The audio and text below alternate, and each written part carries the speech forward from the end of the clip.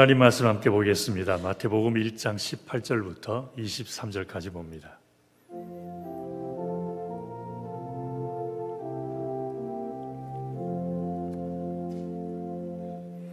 한 목소리 우리 합독해서 같이 읽도록 합니다. 시작.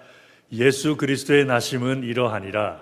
그 모친 마리아가 요셉과 정혼하고 동거하기 전에 성령으로 잉태된 것이 나타났더니 그 남편 요셉은 의로운 사람이라 저를 드러내지 아니하고 가만히 끊고자 하여 이 일을 생각할 때에 주의 사자가 현명하여 가로되 다윗의 자손 요셉아 내 아내 마리아 데려오기를 무서워 말라. 저에게 잉태된 자는 성령으로 된 것이라. 아들을 낳으리니 이름을 예수라 하라. 이는 그가 자기 백성을 저희 죄에서 구원할 자이심이라 하니라. 이 모든 일에 된 것은 주께서 선지자로 하신 말씀을 이루려 하심이니 가라사대 보라 처녀가 잉태하여 아들을 낳을 것이요 그 이름은 임마누엘이라 하리라 하셨으니 이를 번역한즉 하나님이 우리와 함께 계시다 함이라. 아멘. 기도하겠습니다. 아버지 고맙습니다. 죄악으로 인하여 영원한 멸망을 받을 수밖에 없는 이 인류를 위해서 독생자 예수 그리스도를 이 땅에 보내어 주시고 예수를 믿음으로 구원받을 수 있는 놀라운 은혜를 베푸셨음을 감사를 드리며 주님 오심을 기념하는 이 성탄절을 맞이합니다. 예수님 때문에 예수님으로 인하여 예수님께서 하신 아름다운 일을 생각하며 주를 경배하고 찬양하오니 홀로 모든 영광 받아 주옵시고 아버지를 향한 우리들의 감사의 마음이 찬양과 경배로 주께 올려드릴 때에 기쁘게 받아 주시옵소서. 오늘도 주시는 말씀으로 저희들을 깨우쳐 주시고 저희들을 향한 주님의 은혜를 다시 한번 느끼도록 해주심을 믿으며 이제 말씀을 받겠사오니 성령으로 함께하사 깨닫는 영으로 축복하여 주시옵소서. 주님 말씀이 선포되는 곳에 아버지의 나라가 임하는 줄 또한 믿사오니 아버지의 권세로 육신의 질병들 머리부터 발끝까지 깨끗이 낫게 하여 주옵시고 생활의 어려움에 임하시는 주님의 구원의 은혜가 풍성하도록 축복하여 주시옵소서. 간절히 바라오며 예수님 이름으로 기도하옵나이다. 아멘. 할렐루야. 오래전에 그 방글라데시에 사회 가시는 선교사님을 뵈러 간 적이 있었더랬습니다. 지금은 어떤지 모르겠지만 한 20년 전 얘기니까 그때만 해도 이 방글라데시로 가는 직항 비행편이 없었습니다. 그래서 미국에서 한국 가서 하룻밤을 자고 그 다음날 비행기를 타고 태국으로 가서 거기서 또 하룻밤을 지내고 그 다음날 방글라데시로 가는데 거기까지 가는 데만 장장 사흘이 걸리는 그런 여정이었습니다. 그러다 보니까 선교지를 방문하는데 이 교통비하고 숙박비만 해도 상당히 많이 들어가는 그런 여행이어서 혼자 간 것도 아니고 10명이 같이 갔었으니까 10배로 들어가는, 그래서 그 돈이 좀 아깝다는 생각이 들었습니다. 만약에 그 비용을 차라리 그냥 선교사님께 선교비로 보내드리면 더 도움이 되지 않을까 하는 그런 생각이 앞서서 선교사님 만나고 난 다음에 기회를 봐서 이제 그런 말씀을 좀 드렸습니다. 그랬더니 선교사님의 대답이 전혀 뜻밖이었습니다. 선교팀이 오면 선교비를 보내는 것과는 비교가 안 되는 다른 차원의 선교가 이루어진다는 것입니다. 그러면서 일반적으로 사람들은 선교를 간다고 하면 선교지에서 선교 활동하는 것을 더 귀하게 여긴다고, 그러면서 선교지에서 환자를 치료해 준다거나 그곳에 교회 건물을 지어 준다거나 아니면 여름 학교를 운영을 해서 아이들에게 이렇게 활동을 한다거나 그런 것들을 이제 선교 활동으로 중요하게 여기는데, 물론 그런 것도 중요하지만 그런 것들은 눈에 보이는 선교 활동이고 선교팀이 오게 되면은 보이지 않는 선교의 열매가 있다라는 것입니다. 그러면서 두 가지를 말씀하셨습니다. 첫 번째는 선교지에 있는 현지인들이 외국에서 그 먼 길을 달려온 사람들이 희생을 하며 자기들을 섬기는 것을 보고 예수님의 사랑을 느낀다는 것입니다. 그리고 두 번째는 선교사님 본인도 그렇게 선교팀들이 오는 것을 보면서 누군가가 자기를 위하여 그 먼 길을 달려와 줬다는 사실 때문에 힘과 용기를 얻는다는 것입니다. 그런데 그로부터 몇 년 후에 동북아에서 활동하시던 다른 선교사님을 또 방문할 기회가 있었습니다. 근데 그때도 비슷한 일이 있었어요. 서너 명이 같이 갔었는데 같은 질문을 제가 선교사님께 또 여쭤본 거죠. 그 선교사님은 그렇게 얘기했는데 이 선교사님은 뭐라고 대답을 하나 싶어서 같은 질문을 해 보았더랬습니다. 차라리 선교비를 보내드리는 것이 낫지 않겠습니까? 그랬더니 방글라데시 선교사님하고 똑같은 말씀을 하십니다. 선교지에서 한국 사람들이 없어 한국말로 시원하게 대화를 할 기회도 없고 힘들고 어려운 선교 현장에서 때로는 외로움에 시달리고 때로는 아무도 자기들을 몰라주는 것 같아서 그래서 괴로운 생각이 들 때에 선교팀이 방문을 해주면은 여러 가지 선교지에서 필요한 일들을 이렇게 돌봐주는 것도 고맙지만 그보다도 자기들을 기억을 해준다는 것, 이 누군가가 자기를 잊지 않고 있다는 것, 그리고 그 많은 비용을 들여서 그 먼 길을 와 주었다는 것, 그런 사실로 인해서 더 큰 힘을 얻고 용기를 얻는다라는 것입니다. 그래서 그 후로 선교에 대한 생각이 제가 많이 달라졌습니다. 선교 활동으로 인하여 사역을 돕는 것도 필요하지만 어쩌면 선교사님이 우리의 방문으로 인하여 힘을 얻고 용기를 얻어서 더 선교사에게 열심을 낼 수 있다면 그게 더 중요한 선교사역이 될 수 있지도 아닌가 하는 그런 생각이 들었기 때문입니다. 그래서 동북아 선교사님을 방문했을 때에 그곳에서 멀지 않은 곳에 많은 사람들이 찾아오는 관광지가 있는데 20년 동안 선교사역 하면서 한 번도 그곳을 가보지 못했다라는 그런 말을 듣고 당장 갑시다. 그래서 그 다음날 하루 시간을 내어서 선교사님 4분 모시고 가서 구경시켜 드리고 맛있는 거 사드리고 그러면서 함께 쉬는 시간을 가지기도 했더랬습니다. 자, 그렇게 선교사님을 찾아가는 것은 선교사님의 입장에서는 우리가 단순히 그 사람들을 찾아오는 것이 아니라 누군가가 자기를 기억해주고 자기들을 위해서 기도해주고 있다라는 그런 것이기 때문에 너무나 귀한 방문이 된다라는 것입니다. 근데 그렇게 생각을 해보면 꼭 선교사님들에게만 그렇게 해당되는 것은 아니죠. 우리 모두에게 같은 말이 되는 거죠. 그래도 우리도 누군가가 먼 길을 마다 않고 찾아와 주면 참 고맙고 반가운 때가 있습니다. 와서 뭐 특별한 것을 하는 것도 아닙니다. 오랜 친구인데 그냥 만나서 어떻게 지냈는지 서로 이야기하면서 밥 한 끼 먹는 게 전부일 경우도 있습니다. 근데 굳이 오지 않아도 되는데 나를 만나겠다고 먼 길을 마다 않고 달려오면 정말 고맙습니다. 특별히 나에게 오기까지의 여정이 멀고 힘들수록 더 깊은 고마움을 느낍니다. 그만큼 나를 귀하게 여긴다는 뜻이기 때문에 그렇습니다. 몇 년 전에 한국 갔을 때에 오래전에 한국에서 군 생활할 때에 다녔던 교회에 청년부 회장을 하던 분에게 연락을 했습니다. 어떻게 지내나 궁금해서 연락을 해서 만날 수 있겠냐 그랬더니 만난다고 그래서 같이 만나긴 했습니다만은 어디서부터 왔는지를 알고 나면 제가 깜짝 놀래버렸습니다. 저는 그냥 서울에 있는 줄 알았는데 그게 아니었어요. 이 친구는 시골로 내려가 있었는데 거기까지 오기까지 버스 타고 기차 타고 전철 타고 또 서울에서 내려서 버스 타고 그러고 찾아왔대요. 그래서 얼마나 고맙던지 진짜 거기 있다고 얘기를 하지 그러면 만나자는 얘기도 안 했을 텐데 싶은 생각이 들은 적이 있었더랬습니다. 나에게 오기까지의 여정이 멀고 힘든다는 걸 알면 그만큼 고마운 마음이 깊어지죠. 우리 예수님의 오심이 그렇습니다. 할렐루야. 그래서 오늘 본문에서 예수님의 오심을 임마누엘이라고 합니다. 하나님이 우리와 함께 하신다. 근데 그러고 보면은 성경에는 예수님에 대해서 말을 할 때마다 언제나 예수님의 오심을 강조한 것을 살펴볼 수 있습니다. 우선 동방 박사들이 예수님을 찾아왔을 때부터 그랬습니다. 동방 박사들은 하나님이 보내주신 별을 따라 예수님 만나겠다고 왔는데 예루살렘까지 오게 됩니다. 그렇지만 예루살렘 어디에 계시는지 그 넓은 도시에 알 수가 없어서 이 사람 저 사람 물으러 다닙니다. 예수님 유대인의 왕으로 나신 분이 어디에 계시냐 라면서 묻는데 재밌는 것은 유대인의 왕이 어디 있느냐라고 묻지 않고 유대인의 왕으로 나신 이가 어디에 있느냐라고 물었다라는 것입니다. 여기서 나셨다라고 하는 말은 오셨다라는 뜻이죠. 그러니까 동방 박사들이 예수님을 찾았을 때에 저 멀리 계시는 예수님을 찾은 것이 아니라 우리 가운데 오신 예수님을 찾았다라는 것입니다. 또 천사들이 목자들에게 예수님의 탄생에 대한 소식을 전해줄 때에도 같은 말을 하죠.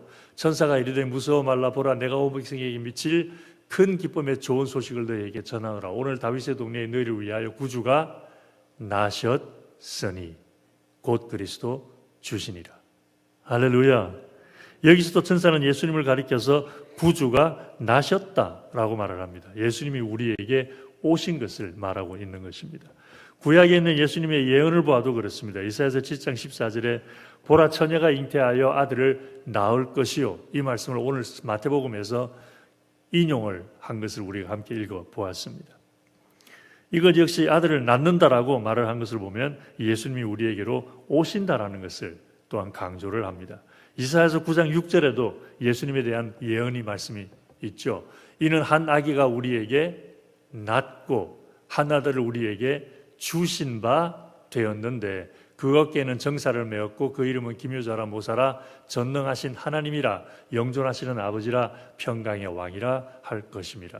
이러면서 두 번씩이나 우리에게 예수님을 주셨다, 예수님이 이곳으로 오셨다 하면서 오신 것을 강조를 합니다. 미가서에서도 이런 말이 있죠. 베들레헴 에브라다야, 너는 유다 족속 중에 작을지라도 이스라엘을 다스릴 자가 네게서 나올 것이라. 이러면서 계속해서 예수님이 우리에게 오신다라는 것을 강조를 합니다. 그렇기 때문에 예수님 당시에 모든 유대인들은 하나님은 이스라엘을 반드시 회복시킨다라는 것을 믿었습니다. 그런데 그렇게 이스라엘을 회복시키실 때에 저 멀리 하늘에서 그냥 능력만 베푸셔서 이스라엘 민족을 회복시키는 것이 아니라 메시아를 보내어 주셔서 자기들과 함께 하도록 하실 것이라는 것을 또한 분명히 믿고 있었습니다. 그래서 하나님이 보내실 메시아에 대해서 예수님과 대화를 나누던 한 여인은 이렇게 말까지 합니다. 메시아 곧 그리스도라 하시는 이가 오실 줄을 내가 아노니 그가 오시면 모든 것을 우리에게 고하시리이다. 이렇게 오신다는 것에 강조를 또 두고 있습니다. 여기서 한번 생각을 해보십시다. 왜 하나님은 굳이 예수님을 우리에게 보내셔서 우리와 함께 하도록 하시는 걸까? 라는 겁니다. 우리 하나님 전지전능하신 분이십니다. 믿으시죠? 우리 하나님 뭐든지 마음만 먹으시면 하실 수 있는 분이기 때문에 예수님을 우리에게 보내지 않고서도 얼마든지 우리 죄를 용서하실 수 있는 방법을 찾아내실 수 있으셨을 거예요. 그런데 왜 죄인들을 용서하기로 마음 먹으시고 그냥 용서만 해주시면 될 걸 독생자 예수 그리스도를 보내셔서 우리와 함께 하도록 하시면서까지 우리를 구원해 주시는 건가? 라는 질문입니다. 해답은 의외로 간단하죠. 하나님은 우리를 그만큼 귀하게 여기시기 때문에 그렇습니다. 우리 한 사람 한 사람이 얼마나 귀한지 우리 하나님이 우리에게 직접 오셔서 다른 사람을 보내는 것도 아니고 천사를 보내는 것도 아니고 직접 오셔서 우리를 구원하기를 원하실 만큼 우리를 귀하게 여기신다라는 것입니다. 오래전에 제가 신학교에 가겠다고 했을 때에 고등학교를 졸업하면서 신학교 가겠다고 그렇게 이제 아버님께 말씀을 드렸습니다. 그랬더니 많이 반대를 하시더라고요. 그러면서 우리 집안에 네가 예수 믿는 사람 처음인데 너무 급하게 그렇게 위로 뛰면 안 되니까 너 장로 되고 난 다음에 네 아들 목사시켜라. 그러시면서 반대하시더라고요. 그래서 제가 여쭤봤죠.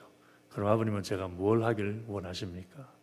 그때 아버님 하시는 말씀이 군대 가라 그러시더라고요. 왜 군대를 가기를 원하십니까? 그랬더니 미국 사회에 빨리 흡수되려면 군대 가는 게 제일 좋을 것 같다. 그러셔서 군대를 가게 된 겁니다. 그런데 그냥 가지 않고 우리 아버님하고 제가 딜을 했습니다. 그래서 제가 군대 가서 군 생활 해보고 난 다음에 그래도 계속 신학교 가겠다고 제 마음이 변하지 않으면 그때는 허락을 해 주셔야 됩니다. 그랬더니 그러시겠다고 또 이렇게 흔쾌히 약속을 하셨습니다. 아마 그때 아버님 생각은 제가 군 생활을 하다 보면은 신학교를 포기할 것을 기대하셨겠죠. 그런데 저도 포기는 했었어요. 저도 군 생활하면서 군대 생활이 너무 재미있고 좋아서 이것도 괜찮네 그러고 포기를 했었는데 한 분이 포기를 안 하신 분이 계시더라고요. 우리 하나님이 포기를 안 하셨어요. 그래서 계속 저를 부르시는 바람에 군 신학교를 가게 되었습니다. 그랬으니 얼마나 두 분이 실망이 컸겠습니까? 이제 군생활 6년째 들었었으니까 이제 마음 잡았나 보다 생각하고 있는데 갑자기 신학교 가겠다 그러니까 실망이 좀 크셨었죠. 그래서 신학교로 졸업을 하게 되었는데 생각지도 않게 어머님께서 졸업식에 오시겠다라는 거예요. 그래서 깜짝 놀랐습니다. 두 분이 그렇게 반대했던 일을 제가 했기 때문에 그 생각을 하지 못하고 있던 일이었거든요. 더군다나 졸업식이 겨울에 있었고 또 제가 다녔던 신학교가 텍사스에 있었더랬습니다. 그 당시 두 분은 하와이에 살고 계셨고 그러니까 하와이에 계신 분이 오시기에는 거리도 거리지만 직항도 없었고 LA에서 비행기 한번 갈아타야 되는 그런 상황이었고 그런데 영어도 짧으신 분이 홀로 비행기를 갈아타가면서 텍사스까지 오시겠다고 하니까 좀 놀랐었죠. 그래서 잘 다녀가셨습니다. 왜 오고 싶으셨을까? 그걸 꼭 물어봐야 되나요? 어머님한테 그때 왜 오고 싶으셨어요? 물어봐야 되냐? 당연한 질문이죠, 그죠? 제 졸업식에 참여함으로 저를 귀하게 여기는 마음을 보여주고 싶으셨던 거죠. 지금도 기억납니다. 다녀가시는 길에 공항에 제가 모시고 가는데 날이 너무 추웠어요. 제가 12월 달에 졸업을 했기 때문에 너무너무 추웠는데 공항에 가다가 말고 차가 고장이 나버리네요. 차가 좀 시원찮아가지고서. 그래서 그 당시에 뭐 핸드폰이 있었던 것도 아니고 어떻게 연락을 해서 친구 전도사님 불러서 부탁해서 겨우겨우 비행기 시간에 맞춰서 모시다 드린 기억이 지금도 납니다.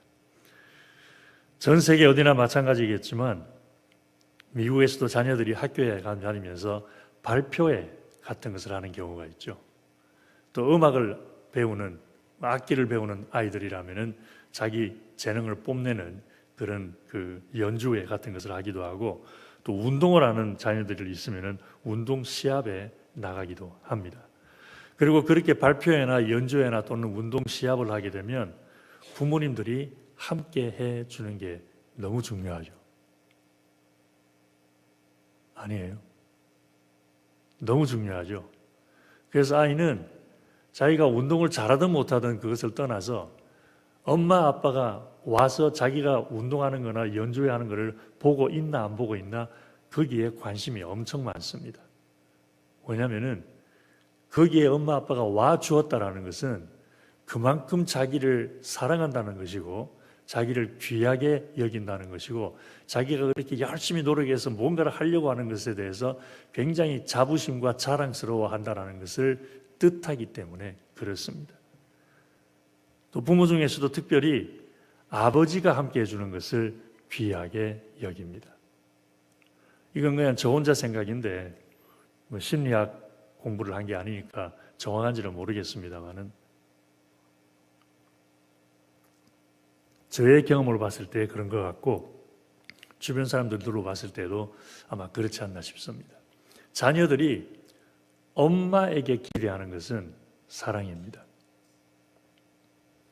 아버지에는 뭘 기대할까요? 뭐 아버지에게도 사랑은 기대하겠죠. 그렇지만 아버지에게서 기대하는 것은 물론 사랑이지만 그것과 함께 인정해 주는 것을 기대하는 것 같아요. 너 잘해. 자랑스러워. 실수하는 거 괜찮아. 누구나 있고 나도 실수했어. 더 잘할 수 있어. 그러면서 아버지로부터 용기를 북돋아주는 말을 듣고 싶고 인정해주는 말을 듣고 싶고 자기로 인하여 아버지가 자랑스러워한다는 그것을 알고 싶은 그런 것이 아버지로부터 기대하는 것이 아닌가 싶습니다. 그래서 아버지가 그런 연주회나 발표회나 운동시합에 참여해주지 않으면 자녀들은 아버지가 자기를 사랑하지 않는다고 느끼죠. 그 결과 아버지의 관계가 아름답지 못하게 되고 정서적으로 불안정하게 되는 경우도 많습니다. 특별히 칭찬은 해주지 못할지언정 나무라기 시작을 하면 너 그것밖에 못하냐, 더 잘할 수 있는데 왜 그걸 했냐, 그러기 시작하면은 자녀들은 정서적으로 불안정하게 되어버립니다. 자기는 아버지에게조차도 사랑받지 못하는 아주 나쁜 아이인데 어떻게 아버지 아닌 다른 사람들이 나를 사랑할 수 있겠냐, 이렇게까지 생각이 발전되는 경우도 있습니다. 그래서 잘못된 길로 들어서는 경우도 있는데, 미국 영화 중에 그런 아버지와 자녀의 갈등을 그린 영화들이 생각보다 많습니다. 그것이 그만큼 문제가 심각하다는 거죠.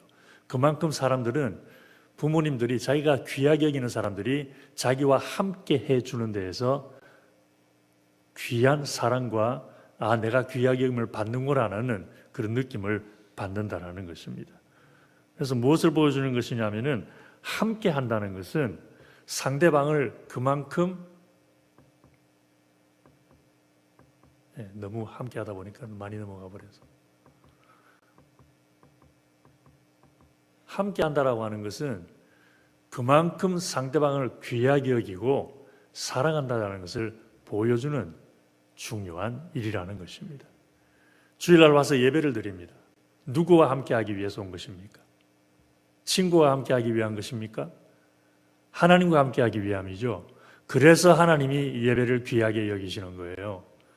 예배에 참석한다는 것은 하나님과 함께 한다는 것을, 내가 좋아한다, 하나님을 사랑한다, 하나님을 귀하게 여긴다는 것을 보여주는 것이기 때문에 그렇습니다.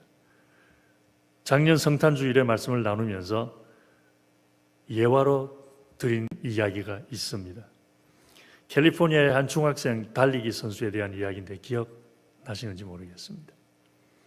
캘리포니아 주에서 누가 달리기를 제일 잘하는지를 뽑는 그 시합이 벌어졌는데, 한 중학생 여자 선수가 결승전에 진출을 합니다. 그런데 그 엄마가 주 방위군의 대위로 근무를 하고 있어서 마침 그때에 알래스카에 가 있습니다. 군 근무하는 것 때문에. 그래서 아이의 결승전 시합에 올 수 없는 상황이 되어버린 거죠. 그래서 딸은 엄마가 결승전에 올 것을 전혀 기대하지 않고 있었는데, 달리기를 시작하는 순간 결승점을 바라보는데 거기에 엄마가 서 있는 거예요. 근데 엄마는 아이 몰래 아이를 깜짝 놀라게 해주려고 벌써 미리 휴가를 내어놓고 주변 사람들하고 코치하고도 다 얘기를 해서 이렇게 숨어 있다가 아이가 달리기를 시작하는 순간 결승선 바로 그 건너편에 서서 아이 보라고 빨리 오라고 했던 거죠. 아이가 얼마나 놀랬겠습니까? 그 아이는 결승선을 통과한 게 아니라 엄마 품에 안겨버린 거죠. 이것이 함께함의 의미입니다. 우리 예수님의 오심이 그렇습니다. 하나님은 우리와 함께 하시기 위해서 독생자 예수를 내어주셨어요.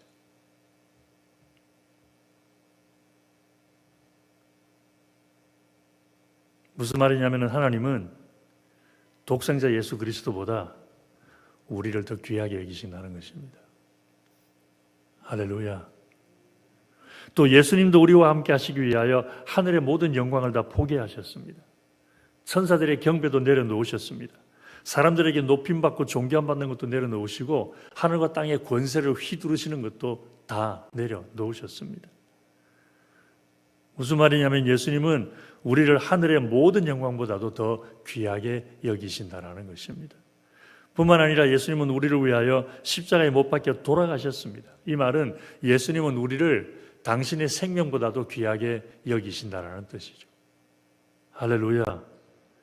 그러므로 크리스마스에 오신 예수님은 다만 우리 죄를 위하여 돌아가시기 위해서만 오신 것은 아니었습니다. 크리스마스에 오신 예수님은 I want you to know how much I love you. 난 너희들이 내가 너희들을 얼마나 사랑하는지를 알기를 원한다. 너희들이 나에게 얼마나 귀한 존재인지를 알기를 원한다. 그것 때문에도 오신 거예요. 그래서 저 멀리서 그냥 능력과 권세만 나타내셔서 구원해 주신 것이 아니라 직접 오신 거예요. 유학을 보낸 아들, 딸이 있습니다. 힘들어합니다. 뭐 먹고 싶은 거 있니? 김치찌개 먹고 싶어요. 그래, 아빠가 돈 보낼 테니까 사 먹어라. 이거 하고, 아빠 김치찌개 먹고 싶어요. 그랬더니 엄마가 달려왔어. 엄마표 김치찌개를 끓여줘요. 이거하고는 차원이 다른 얘기. 차원이 다른. 주님 나 좀 구원해 주셔요. 근데 저 멀리서 그래 내가 천사 보낼 테니까 마음 놓아라. 그래도 고마울 판인데 주님 좀 구원해 주셔요. 그랬더니 주님이 직접 달려와 버리시네. 이게 성탄입니다. 그러므로 인생의 여러 가지 어려움이 우리를 힘들게 할 때 꼭 기억하십시다. 하나님은 우리를 당신의 독생자보다 더 귀하게 여기십니다.